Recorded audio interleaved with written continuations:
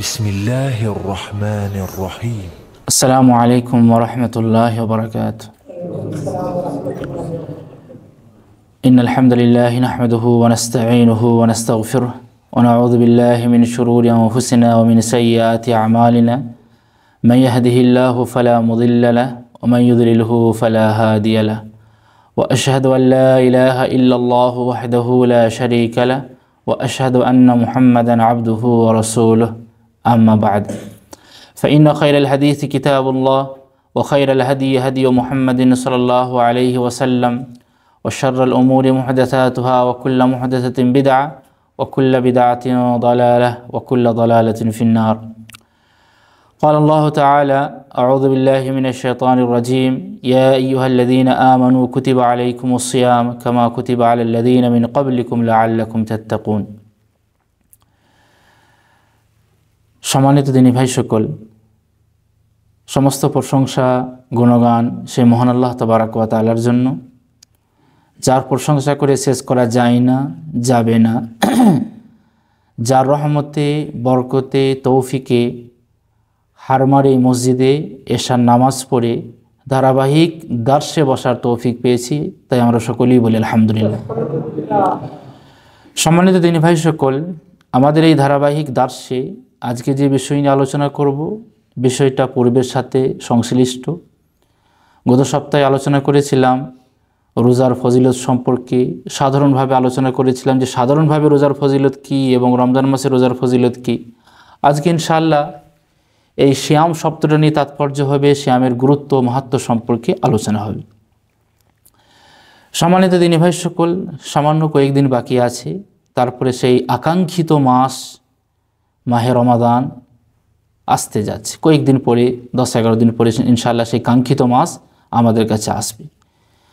রমাদান মুবারক মাস আমরা জানি যে আল্লাহ তাবারাক ওয়া তাআলা পুরো মাস আমাদের জন্য রোজা ফরজ করেছেন। সেই রোজা আমাদেরকে রাখতে হয়, সেই সিয়াম আমাদেরকে পালন করতে হয়। তো সেই সিয়ামের গুরুত্ব কী, মাহাত্ম্য কী, এগুলো ইনশাআল্লাহ আমরা জানব। সম্মানিত দিনী ভাই সকল, সর্বপ্রথম আমরা জানি যে সিয়াম শব্দের শাব্দিক অর্থ কী।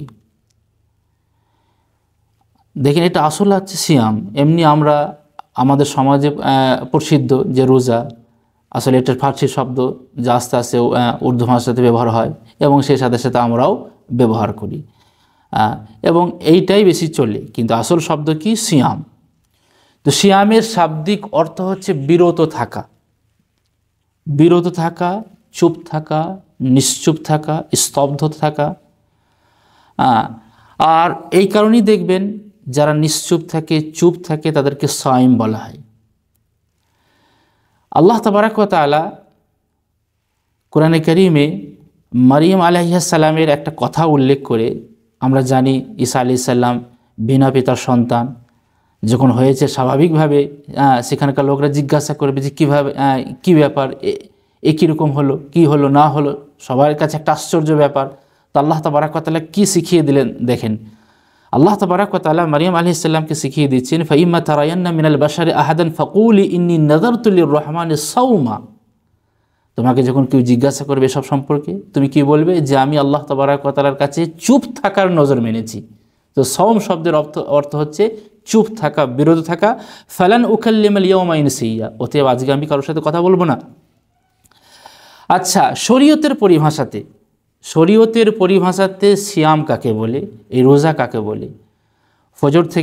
ফজর উদিত হওয়া থেকে শুরু করে একবারে সূর্য অস্ত পর্যন্ত, সূর্য ডুবা পর্যন্ত সমস্ত রকম পানাহার, স্ত্রী সঙ্গম, অর্থাৎ যাবতীয় রোজা নষ্টকারী, সিয়াম নষ্টকারী কর্ম থেকে বিরত থাকার নাম হচ্ছে সিয়াম। এখানে এটাও আপনাকে অ্যাড করতে হবে যে শুধুমাত্র আপনি পানাহার থেকে বিরত থাকলেন, খাওয়া দাওয়া করলেন না, তারপর আপনি স্ত্রী সঙ্গম করলেন না, আর কিন্তু রোজা রেখে আপনি অসৎ ক্রিয়াকলাপ করছেন, আজে বাজে কথা বলছেন, গালিগালাজ করছেন না, এ থেকেও আপনাকে বিরত থাকতে হবে। শুধু খাওয়া দাওয়া থেকে বিরত নয়। রাসূল করিম সাল্লাল্লাহু আলাইহি ওয়াসাল্লাম হাদিসে বলেছেন যে অশ্লীল কথা, অশ্লীল ক্রিয়াকলাপ, অসার কথা, নোংরা বাজে কথা, গালিগালাজ থেকে বিরত থাকতে হবে। এটারও নাম হচ্ছে সিয়াম। সম্মানিত দিনী ভাই সকল, এই যে রমজান মাসে আমরা 1 মাস রোজা রাখছি, তো আল্লাহ তাবারাক ওয়া তাআলা আমাদের উপরে 1 মাস রোজা ফরজ করেছেন। তো রোজা একটা ইবাদত, সিয়াম একটা ইবাদত, শুধু আমাদের জন্যই আল্লাহ তাবারাক ওয়া তাআলা ফরজ করেন নাই, এর আগের উম্মতদের ওপরেও আল্লাহ তাবারাক ওয়া তাআলা রোজা ফরজ করেছেন। সিস্টেম আলাদা আলাদা ছিল। দেখেন আল্লাহ তাবারাক ওয়া তাআলা সূরা বাকারা যখন পড়বেন, রোজার চ্যাপ্টার, লম্বা একটা চ্যাপ্টার আছে, সেখানে একটা আয়াত আছে, ইয়া আইয়ুহাল্লাযীনা আমানু কুতিবা আলাইকুমুস সিয়াম, হে ঈমানদারগণ তোমাদের ওপরে রমজানের রোজাকে ফরজ করা হলো। ফুরিদা আলাইকুমুস সিয়াম, কুতিবা আলাইকুমুস সিয়াম মানে ফরিদ, কুতিব মানে ফরিদ, মানে তোমাদের ওপরে রমজানের রোজাকে ফরজ করা হলো, কামা কুতিবা আলাল্লাযীনা মিন ক্বাবলিকুম, যেভাবে ফরজ করা হয়েছিল তোমাদের পূর্বের উম্মতদের ওপরে, লাআল্লাকুম তাত্তাকুন, যাতে করে তোমরা মুত্তাকি হতে পারো, পরহেজগার হতে পারো, তাকওয়াবান হতে পারো। তাহলে আল্লাহ তাবারাক ওয়া তাআলা শুধু আমাদের উপরই চাপিয়ে দেন না, এটা ভাবেন না যে আমাদের উপরে রোজাকে ফরজ করেছে। রোজা একটা গুরুত্বপূর্ণ ইবাদত।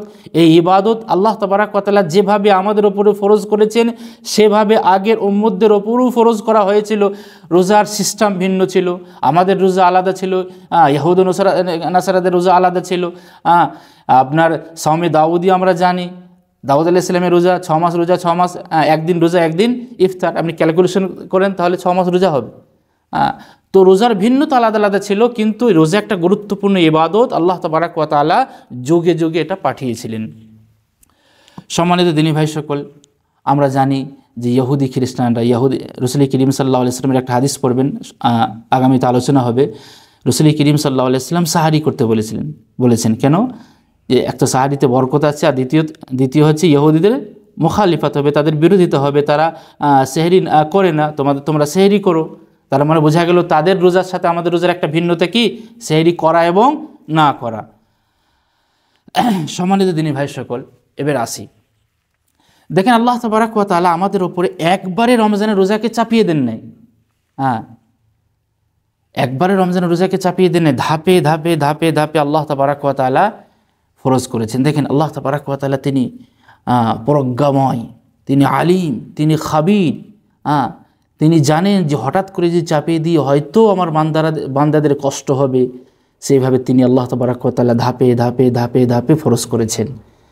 আল্লাহ তাবারাক ওয়া তাআলার একটা হিকমা, তিনি যখন কোনো জিনিসকে হারাম করতেন তো ডাইরেক্ট হারাম করতেন। একটা মদের এক্সাম্পল দিই, মদ আগে পান করা হতো, আল্লাহ তাবারাক ওয়া তাআলা ডাইরেক্ট আয়াত নাযিল করে দেন নাই যে আজ থেকে মদ হারাম করে দেওয়া হলো। আল্লাহ তাবারাক ওয়া তাআলা মানে একটু করে হিন্টস দিল যে হে নবী, তোকে মদ সম্পর্কে জিজ্ঞাসা করছে, বলো যে তার উপকারও আছে আর অপকারও আছে, মানে নোকসানও আছে, লাভও আছে, ক্ষতিও আছে, লাভও আছে, কিন্তু লাভের থেকে ক্ষতির মাত্রাটা বেশি। মানুষের মনে মদের ব্যাপারে একটা ভরে দিল যে হ্যাঁ, মদে মানুষ যদি মনে করে যে লাভ আছে, উপকার আছে, তার এক সাইডে অপকারও আছে, অর্থাৎ ক্ষতিও আছে। আবার কিছুদিন পরে আল্লাহ তাবারাক ওয়া তাআলা আয়াত নাযিল করলেন যে মানে মদ অবস্থায়, মদ্যপ অবস্থায়, মদ পান অবস্থায় তোমরা মসজিদের কাছে যাও না, লা তাকরাবুস সালাতু আনতুম সুকারা। আর একটু দেখেন হার্ড হয়ে গেল। আবার আল্লাহ তাবারাক ওয়া তাআলা কিছুদিন পরে ফাইনালি আয়াত নাযিল করে দিলেন যে কিয়ামত পর্যন্ত মদকে হারাম করে দিলেন, রিজসুম মিন আমালিশ শাইতান ফাজতানিবুহু। তো আল্লাহ তাবারাক ওয়া তাআলার একটা হিকমা, তিনি প্রজ্ঞাময়, তিনি জানেন বান্দাদের মনের পরিকল্পনা, মনের খবর তিনি রাখেন। তো এইভাবেই আল্লাহ তাবারাক ওয়া তাআলা পর্যায়ক্রমে ধাপে ধাপে আল্লাহ তাবারাক ওয়া তাআলা রমজানের রোজাকে ফরজ করেছেন। দেখেন প্রথমে রাসূলুল্লাহ সাল্লাল্লাহু আলাইহি ওয়াসাল্লাম মাসে 3টি রোজা রাখতেন, সাহাবে কেরামরা রেখেছেন মক্কাতে, যেটাকে আমরা এখন আইয়ামে বীজ হিসাবে পালন করে থাকি। তারপরে দেখেন আল্লাহ তাবারাক ওয়া তাআলা দ্বিতীয় পর্যায়ে রাসূল করিম সাল্লাল্লাহু আলাইহি ওয়াসাল্লামকে শেখালেন। আমরা জানি যে মক্কার কুরাইশরা জাহিলি যুগেও, আইয়ামে জাহিলি যুগেও এই যে আপনার আশুরা রোজা রাখা হতো। রাসূল করিম সাল্লাল্লাহু আলাইহি ওয়াসাল্লাম মক্কা থেকে যখন মদিনা গেলেন, নিজে রাখলেন, সাহাবে কেরামদেরকে রাখতে বললেন। আপনার কি বলে মদিনার ইহুদিদেরকে জিজ্ঞাসা করা হলো, কী ব্যাপার, তোমরা কেন রোজা রাখো? তো তারা বললো যে আমরা মুসা আলাইহিস সালামের সম্মানার্থে এই রোজা রাখি। রাসূল করিম সাল্লাল্লাহু আলাইহি ওয়াসাল্লাম বললেন, আমরা তো মুসা আলাইহিস সালামকে তোমাদের থেকে বেশি সম্মান করি। তো রাসূল করিম সাল্লাল্লাহু আলাইহি ওয়াসাল্লাম নিজে রেখেছেন আর তাকিদও করেছেন। আর এই রোজা ফরজ হওয়ার আগে আশুরার এই রোজার একটা গুরুত্ব ছিল। আচ্ছা দেখেন, তারপর আল্লাহ তাবারাক ওয়া তাআলা তৃতীয় ধাপে রোজা তো ফরজ করলেন, কিছু সেখানে একটু প্লাস মাইনাস করলেন। মানে কি, যে আপনার ওপরে রোজা ফরজ করা হলো, কিন্তু যদি আপনি না চাইছেন রোজা রাখবো না, তাহলে আপনি খাদ্য দান করে দেন, মিসকিনদেরকে খাবার দিয়ে দেন, নাহলে ফিদিয়া দিয়ে দেন, তাহলে আপনি মাপ পেয়ে যাবেন, ছুটকারা হয়ে যাবেন। দেখেন সূরা ওই শাহরু রমাদান আল্লাযী উনজিলা ফীহিল কুরআন আয়াতটা পড়বেন, সেখানে আল্লাহ তাবারাক তাআলা এই অংশটা লিখেছেন, ওয়া আলাল্লাযীনা ইউতীকুনাহু ফিদিয়াতুন তুআমু মিসকিন ফামান তাতাওয়া খায়রান ফাহুয়া খায়রুল লাহ ওয়া আন তাসুমু খায়রুল লাকুম ইন কুনতুম তা'লামুন। যে তোমরা রোজা যদি রাখো অবশ্যই তোমাদের জন্য ভালো, কিন্তু যদি না রাখতে চাও তাহলে ফিদিয়া দিতে পারো, তাহলে তোমরা পরিত্রাণ পেয়ে যাবে। এটা হচ্ছে তৃতীয় ধাপ, ফরজ হলো কিন্তু একটু ঢিল দিল আল্লাহ তাবারাক ওয়া তাআলা। তারপরে দেখেন চতুর্থ ধাপে ফাইনালি দ্বিতীয় হিজরির শাবান মাসের সোমবারে আল্লাহ তাবারাক ওয়া তাআলা একবারে কনফার্ম করে দিলেন, প্রত্যেক সামর্থ্যবান, প্রত্যেক ভারপ্রাপ্ত মুসলমান তাকে এই 30টা রোজা রাখতেই হবে। তারপর আল্লাহ তাবারাক তাআলা পুরো আয়াত নাজিল করে দিলেন, শাহরু রমাদান আল্লাযী উনজিলা ফীহিল কুরআন হুদাল লিন-নাস ওয়া বায়িনাতিন মিনাল হুদা ওয়াল ফুরকান ফামান শাহিদা মিনকুমুশ শাহরা ফালিয়াসুমহু ওয়া মান কানা মারিদান আও আলা সাফারিন ফাইদ্দাতুম মিন আইয়ামিন উখর। আল্লাহ তাবারাক তাআলা ফাইনালি আয়াত নাজিল করে দিলেন যে রমাদান এমন এক মাস, যে মাসে আল্লাহ তাবারাক তাআলা কোরআন নাজিল করেছেন, অতএব এই মাস যখন তোমাদের মধ্যে কেউ পাবে, অতএব সে যেন রোজা রাখে। হ্যাঁ, ভিন্ন কথা, কেউ যদি অসুস্থ হলো কিংবা সফরে আছে, সে অন্য সময় সেটাকে পরিপূর্ণ করে নেবে। তারপরে আয়াতগুলো আল্লাহ তাবারাক তাআলা সেই আয়াতের মধ্যে ওয়ালাল্লাযীনা ইউতীকুন এটাও ভরা আছে। তারপর আবার আল্লাহ তাবারাক তাআলা আয়াত নাজিল করলেন, না, যারা রাখতে পারবে তাদেরকে অবশ্যই রাখতে হবে, আর কোনো রকম ফিদিয়া নাই। শুধুমাত্র ফিদিয়া কাদের জন্য হলো? যারা চিররোগী, যাদের রোগ আর ভালো হবে না, যারা চিরস্থায়ী রোগী, তাদের জন্য ফিদিয়া। সম্মানিত দিনী ভাই সকল, এইভাবেই আল্লাহ তাবারাক ওয়া তাআলা পর্যায়ক্রমে এই রোজাকে আমাদের উপরে ফরজ করেছেন, একবারে চাপিয়ে দেন নাই। তারপরে দেখেন রোজার কি ফজিলত, রমজান মাসের সিয়ামের কি ফজিলত, একটা হাদিস আপনাদেরকে শোনাই, কত গুরুত্ব দেখেন। আবু হুরায়রা রাদিয়াল্লাহু তাআলা আনহু থেকে বর্ণিত হাদিসটা আপনি বুখারীতে পাবেন, মুসলিমে পাবেন। বুখারীর 38 নম্বরে এবং মুসলিমের 1817 নম্বরে প্রসিদ্ধ সাহাবী আবু হুরায়রা রাদিয়াল্লাহু তাআলা আনহু বর্ণনা করেছেন, রাসূল করিম সাল্লাল্লাহু আলাইহি ওয়াসাল্লাম বলেছেন, মান সামা রমাদানা, যখন রমজান মাস আসবে তখন এই হাদিসটা সবারই কাছ থেকে শুনতে পাবেন। মান সামা রমাদানা ঈমানান ওয়া ইহতিসাবান গুফিরা লাহু মা তাকাদ্দামা মিন যামবি। যে ব্যক্তি রমজান মাসে রোজা রাখবে সওয়াবের আশায়, নেকির আশায় আর ঈমান সহকারে, ঈমানান মানে ঈমান সহকারে, ও ইহতিসাবান নেকির আশায়, সওয়াবের আশায়, গুফিরা লাহু মা তাকাদ্দামা মিন যামবি, তার আগের সমস্ত গুনাহ আল্লাহ তাবারাক ওয়া তাআলা ক্ষমা করে দেবেন। এই সমস্ত থেকেও একটা বলবো, এর আগেও বলেছিলাম। এই হাদিসে দেখেন দুটো শর্ত কি, যে ঈমান এবং ইহতিসাব। ঈমান মানে ঈমান সহকারে রাখতে হবে, সওয়াবের আশায় রাখতে হবে, নেকির আশায় রাখতে হবে। যদি আপনার ঈমানই নাই আর রোজা রেখেছেন, সেই রোজা কি আল্লাহ তাবারাক তাআলার কাছে গ্রহণযোগ্য হবে? আপনি রোজা রেখেছেন সওয়াবের আশায় নয়, মানুষকে দেখিয়ে লজ্জার খাতিরে রোজা রেখেছেন, যে মেস বন্ধ হয়ে যাবে, ক্যান্টিন বন্ধ হয়ে যাবে, দিনের বেলাতে কোথা খাবো রেখে দিই, আর খেলে মানুষ কি বলবে, এই যে একটা লজ্জা, এই লজ্জার খাতিরে রোজা রাখছেন, তাহলে নেকির আশা হচ্ছে না। দুটো শর্ত। প্রথম শর্তটা বিরাট বড় শর্ত, ঈমান। দেখবেন আমাদের দেশগুলোতে যারা নন মুসলিম পলিটিশিয়ান, তারা মুসলমানদের ভোট নিবার জন্য ইফতার পার্টিতে শরিক হবে, টুপি পরবে, রোজা রাখবে, টুপি পরে আবার আমাদেরকে টুপি পরাবে। তো তাদের সেই রোজাকে আল্লাহ তাবারাক তাআলা কবুল করবেন না? তাদের তো ঈমানই নাই, তারা তো নন মুসলিম, মুশরিক। শুধুমাত্র আমাদের ভোটে তারা এমপি হবে, তারা পার্লামেন্টে যাবে, সেই কারণে আমাদের কাছে এসে ইফতার পার্টি আর ওই কিলো সেহরি পার্টি আর ওই আজকে রোজা রেখেছে, ওইগুলো তাদের সব ভণ্ডামো। আর ইহতিসাব, এটা অবশ্যই আমাদের মাঝে, আপনার ভেতরে সামান্য যদি লজ্জার খাতিরে রোজা হয়, লোক দেখানোর খাতিরে রোজা হয়, তাহলে গফিরা লাহু মা তাকাদ্দামা মিন যামবি হবে না। সম্মানিত দিনী ভাই সকল, আর একটা কথা বলি, এ গফিরা লাহু মা তাকাদ্দামা মিন যামবি, আল্লাহ তাবারাক তাআলা আগের সমস্ত গুনাহ মাফ করে দিবে। যেটাকে সবসময় ভাববেন যে সাগীরা গুনাহ, ছোট গুনাহ আল্লাহ তাবারাক তাআলা মাফ করে দেবেন, আর ওই সমস্ত বড় গুনাহও আল্লাহ তাবারাক তাআলা মাফ করে দেবেন। কারণ আপনার আমলনামাতে ছোট গুনাহ একটাও নাই। ওই সমস্ত বড় গুনাহও আল্লাহ তাবারাক তাআলা মাফ করে দিতে পারেন যেগুলো আল্লাহর সাথে সম্পর্ক, হকুল্লাহ, যেগুলো হকুকুল্লাহ, আর বান্দার সাথে যেগুলো সম্পর্ক অবশ্যই আপনি বান্দার কাছে গিয়ে ক্ষমা চাইবেন, না হলে কিন্তু কিয়ামতের দিন আপনি ফেঁসে যাবেন। হয় আপনাকে নেকি দিতে হবে, আর না হয় তার গুনাহ আপনাকে নিতে হবে। এইভাবেই আল্লাহ তাবারক তাআলার ফয়সালা হবে। সম্মানিত দিনী ভাই সকল, তারপরে দেখেন আবু হুরায়রা রাদিয়াল্লাহু তাআলা আনহুর আরেকটি হাদিস আপনাদেরকে শোনাই। বুখারীর 1899 নম্বরে, এবং সেমি হাদিসটা আপনার মুসলিমে আছে, বুখারীর 2 জায়গাতে আছে।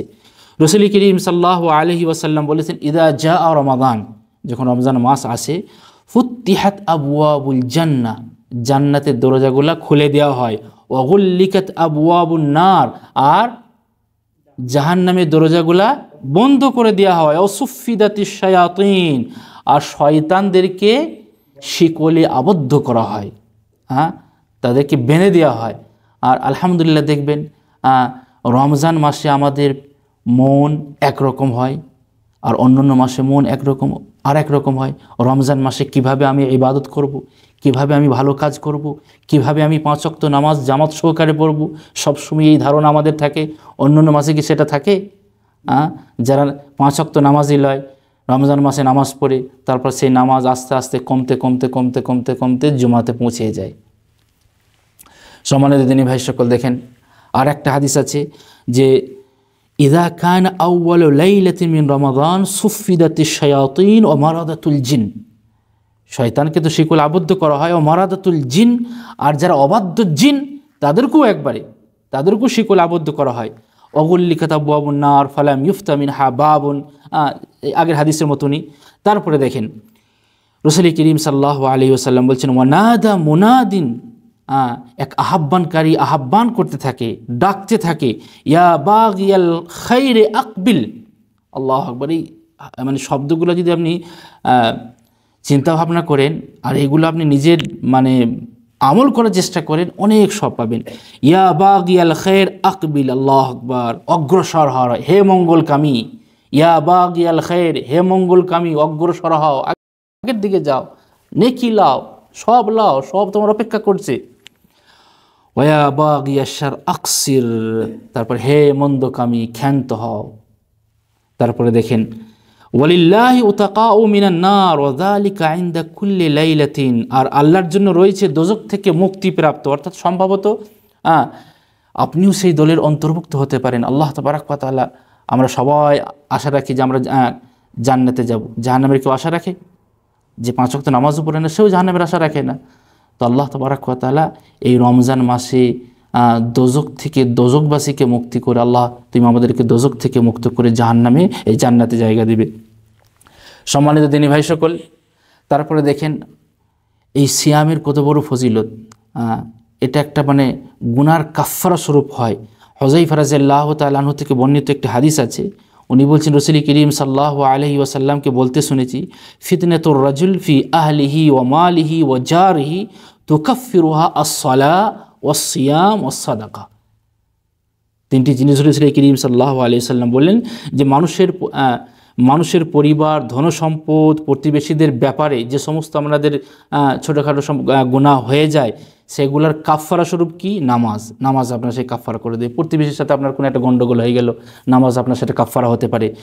তারপর আপনার সিয়াম সেটা আপনার কাফফারা হতে পারে, সাদাকা সেটা আপনার কাফফারা হতে পারে। অতএব এই সিয়াম, এর আগের সপ্তাহে বলেছিলাম যে সাধারণভাবে যদি কেউ একদিন আল্লাহ তাবারক ওয়া তাআলার জন্য রোজা রাখে, তো তার জন্য একটা গর্ত খনন করা হয় জান্নাত ও জাহান্নামের মাঝখানে। আর সেই গর্তের দূরত্ব কত? যে দূরত্ব জমিন ও আসমানের মধ্যে রয়েছে। একটা রোজার ব্যাপারে যদি এরকম হয়, আপনি রমজান মাসে যখন 30টা রোজা রাখবেন, এর ফজিলত কি হতে পারে শুধুমাত্র আপনি এবারে ধারণা রাখেন, মনে মনে আপনি ভাবেন। এর কোনো মানে আপনার সানি নাই, লা আদলা লাহু, মানে এর কোনো আপনার মানে বিকল্প নাই। রাসূল করিম সাল্লাল্লাহু আলাইহি ওয়াসাল্লামের একটা হাদিস আপনাদেরকে শোনাই। আবু উমামা রাদিয়াল্লাহু তাআলা আনহু হাদিসটি বর্ণনা করেছেন। হাদিসটি আপনার নাসাইতে আছে, নাসাইর 2223 নম্বরে। আবু উমামা রাদিয়াল্লাহু তাআলা আনহু বলছেন, হে আল্লাহর রাসূল, আমার কিছু হুকুম দেন, কিছু কথা বলুন, তারপর আমি আমল করব। মুরনি ইয়া রাসূলুল্লাহ বিআমালিন, কিছু আমলের কথা আমাকে বলুন। রাসূল করিম সাল্লাল্লাহু আলাইহি ওয়াসাল্লাম বললেন, আলাইকা বিস-সাওম ফাইন্নাহু লা আদলা লাহু, তুমি রোজা রাখো, এই রোজার কোনো তুলনাই নেই। তারপরে আবু উমামা রাদিয়াল্লাহু তাআলা আনহু বলছেন, ইয়া রাসূলুল্লাহ মুন্নি বিআমালিন, ঠিক আছে, রোজা হলো, আবার কিছু আমাকে আমল বলুন যেগুলো করব আমি। রাসূল করিম সাল্লাল্লাহু আলাইহি সাল্লাম আবার উত্তর দিলেন, আলাইকা বিস-সাওম ফাইন্নাহু লা আদলা লাহু, তুমি অবশ্যই রোজা রাখো, কেননা রোজার কোনো তুলনাই নেই, এর কোনো বিকল্পই নেই। কুলতু ইয়া রাসূলুল্লাহ মুন্নি বিআমালিন, 3 বারে আবার আবু উমর রাদিয়াল্লাহু তাআলা আনহু জিজ্ঞাসা করছেন, হে আল্লাহর রাসূল, কিছু আমল বলুন যেগুলো করব আমি, হুকুম দিন কিছু। রাসূল করিম সাল্লাল্লাহু আলাইহি সাল্লাম আবার উত্তর দিচ্ছেন, আলাইকা বিস-সাওম ফাইন্নাহু লা মিসলা লাহু, যে তুমি রোজা রাখো, কেননা এই রোজার কোনো তুলনাই নেই, এর কোনো মিসালই নেই। সম্মানিত দিনী ভাই সকল, তো আর মাত্র কদিন বাকি আছে? আর মাত্র 10 থেকে 11 দিন বাকি আছে। আর এই শাবান মাসের আগেও বলেছিলাম যে শাবান মাসের লোক বেশি গাফিল থাকে। এই মাসে এই কারণেই রাসূল করিম সাল্লাল্লাহু আলাইহি ওয়াসাল্লাম বেশি রোজা রেখেছেন, যে এই মাসে বান্দার আমলকে আল্লাহ তাবারক ওয়া তাআলা দরবারে পেশ করা হয়। শাবান মাসে যে সমস্ত ভাইরা রোজা রেখেছেন আলহামদুলিল্লাহ, আরও কয়েকটা রোজা রাখবেন, তবে একবারে মিলিয়ে দিবেন না, যে রাখতে একবারে 31 করে দিলেন না, লাস্টে দিয়ে কিছু রোজা রাখবেন না, যাতে করে শাবান আর রমজান মিলে না যায়। তো আল্লাহ তাবারক ওয়া তাআলার কাছে দোয়া করব, আল্লাহ যে মাস আসছে রহমতের মাস, এই মাসে আমরা যেন বেশি রোজা রাখতে পারি।